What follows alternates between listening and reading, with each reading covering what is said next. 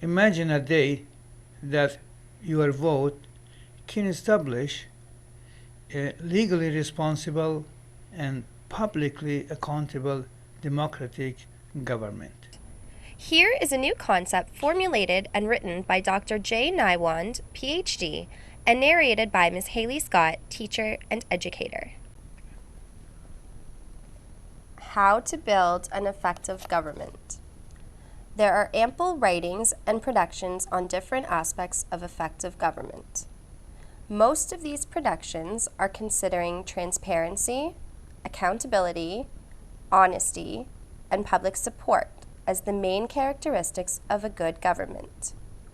But what we are interested in is to show how to design and establish a legally responsible government. We know governments are created by politicians and political parties. These politicians are getting government power by public support and public vote. In other words, politicians promise to do something for the public. In return, they're asking for their vote. So understandably, this is a contract. Of course, the public votes for politicians because of their attractive promises.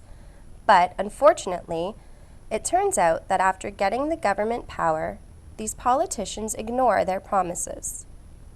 The problem is, even if the public get to know that the politicians lied to them and none of those promises were fulfilled, still there is no point of reverse.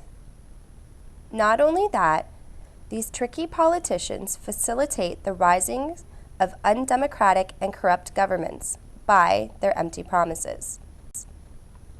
Let's see what a promise is and what is a lie.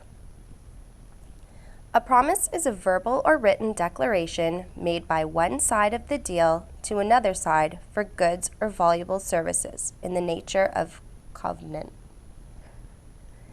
Here, one side promises and bids to do some act and give a legal right to the other side to demand and enforce a function or fulfillment. It is believed that a promise in law is equal to a contract, specifically if it is declared by a lawyer or a lawmaker in public. For sure, the term promise is an obligation for an exchange for an act or something.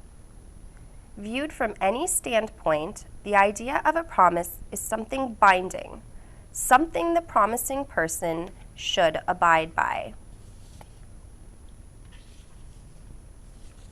So, a promise for election or during election is a promise or guarantee offered to the public by a politician who is trying to win an election and their vote. Election promises are usually made long before an election day and are instrumental in getting elected. What is a lie? A lie, or empty promise, is a statement that is known or intended to be misleading, incorrect, or false.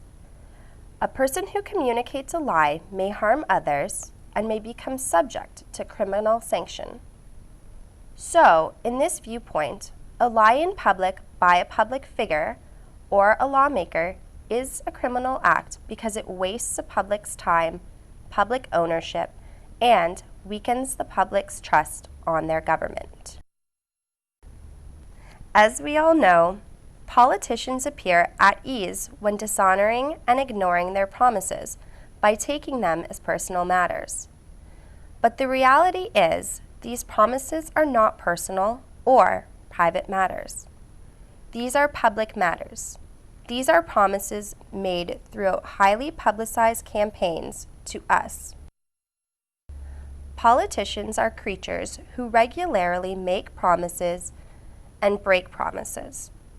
They know they will never be held responsible, and their work will never be reviewed between elections because there is no other job in the world that carries this much immunity of public scrutiny. What is the cause of this political sickness? The cause is there isn't any existing law to control politicians. Is it possible to reduce the level of lies and promise breaking amongst politicians? Yes. How? By introducing new sets of laws to oversee the enforcing of contracts between the voters, the public, and the vote seekers, the politicians.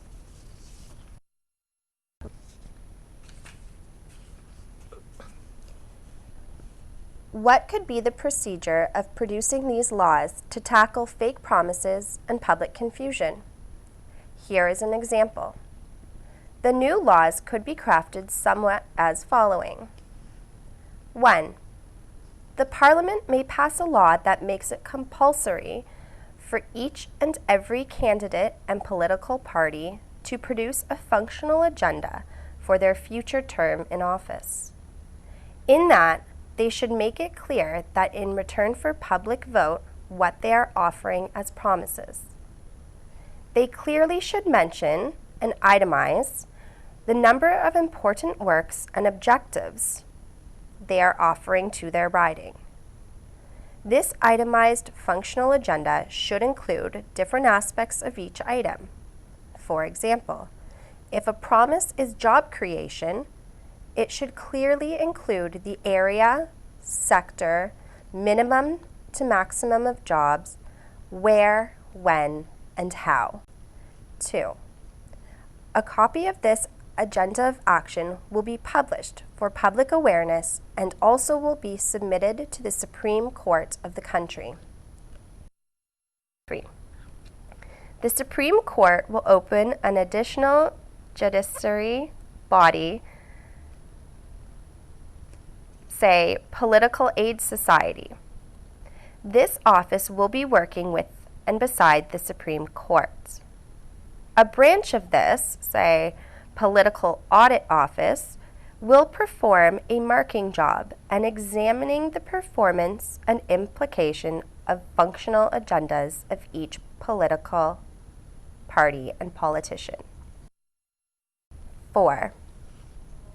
This court will receive midterm and end-term reports from political parties. 5. The court produces its own universal national marking system. Using this marking system, the court will compare the functional agenda of each political party with their recent record of performance and the reports from Statistics Canada and other resources. 6. After the completion of midterm marking event, the court can wrap up its findings. If it finds a party performance weak and failing, the court may ask that party to verify in a timely manner all related issues, including all its obligations to its public promises and duties. 7.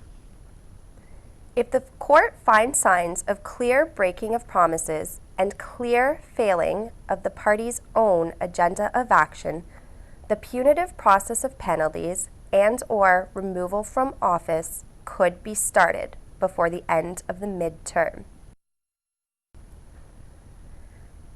This program proposal seems to be very simple and with few details, doesn't it? Yes, it is simple.